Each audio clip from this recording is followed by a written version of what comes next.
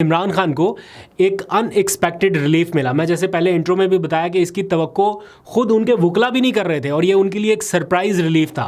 PTI के रहनुमा रऊफ हसन कुछ देर पहले प्रेस कॉन्फ्रेंस कर रहे थे, मामूल की प्रेस कॉन्फ्रेंस जारी थी उनकी, और इसी दौरान उन्हें ये खबर मिली कि इमरान खान के खिलाफ किरदार कुशी की गर्ज से बनाया गया जो टेरियन वाइट केस था वो आज मंतकी अंजाम को पहुंच गया और अदालत ने 1 साल के बाद लगने वाला केस 1 दिन में उड़ा दिया, फारिग कर दिया।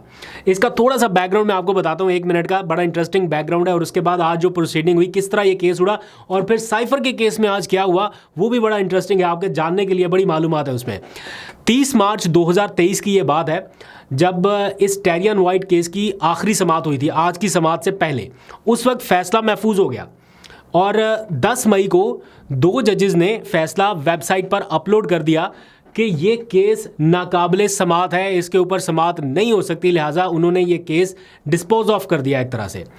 इसके फौरी बाद चीफ जस्टिस ऑफिस की जानिब से उसी वक्त एक प्रेस रिलीज जारी की गई और बताया गया कि वेबसाइट के ऊपर जो फैसला अपलोड हुआ है वो दरअसल फैसला नहीं है, 2 जजेस की जाती राय है। लेकिन आज 1 साल के बाद जब 3 जजेस ने ये केस दोबारा सुना तो उन्होंने उसी राय को बतौर फैसला आज डिक्लेयर कर दिया कि जो उस वक्त 2 जजेस कह रहे थे वो बिल्कुल दुरुस्त था। और दिलचस्प बात यह है कि इमरान खान के वकील सलमान अकरम राजा आज बैरून मुल्क थे, वो मौजूद नहीं थे, तो उनकी जगह मुआवनत के लिए जो वकील आए नईम हैदर पंजोता, उन्होंने भी अदालत से इल्तवा मांगा और कहा कि हम आपसे ये दरख्वास्त करते हैं कि केस किसी और तारीख को मुकर्रर कर लें क्योंकि सलमान अकरम राजा यहाँ पे नहीं है।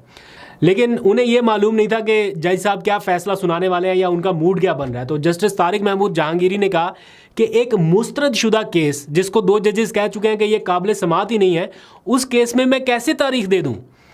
2 जजेस पहले ही दरख्वास्त नाकाबिल समाअत करार दे चुके हैं, जिसका मतलब है कि केस पहले ही मुस्तरद हो चुका। इसलिए इमरान खान के खिलाफ ये दरख्वास्त मुस्तरद की जाती है और ये कहते हुए उन्होंने ये केस उड़ा दिया। इसी अदालत में इमरान खान के खिलाफ साइफर केस की भी समाअत हुई। ये बड़ा दिलचस्प मामला है यहाँ से सुनने वाला, क्योंकि इसमें पिछली कई समाअतों से हम ये देख रहे हैं कि दुम निकालने की कोशिश की जा रही है। हाथी निकल चुका, वो दुम नहीं निकल रही, पता नहीं वो कौन सी तारीख को निकलनी है।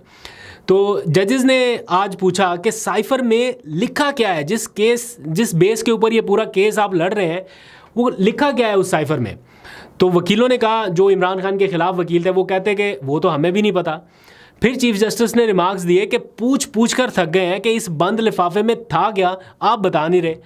फिर आमिर फारूक ने पूछा कि इमरान खान को सज़ा आपने किस नुक्ते के ऊपर दी है, तो जवाब आया कि गैर मुल्की ताकतों से ताल्लुकात ख़राब हो गए। जजेस की जानिब से फिर पूछा गया कि बिला वास्ता ही सही, आप बताएं तो सही कि किस मुल्क को इसका फ़ायदा हुआ, ये तो बता दें।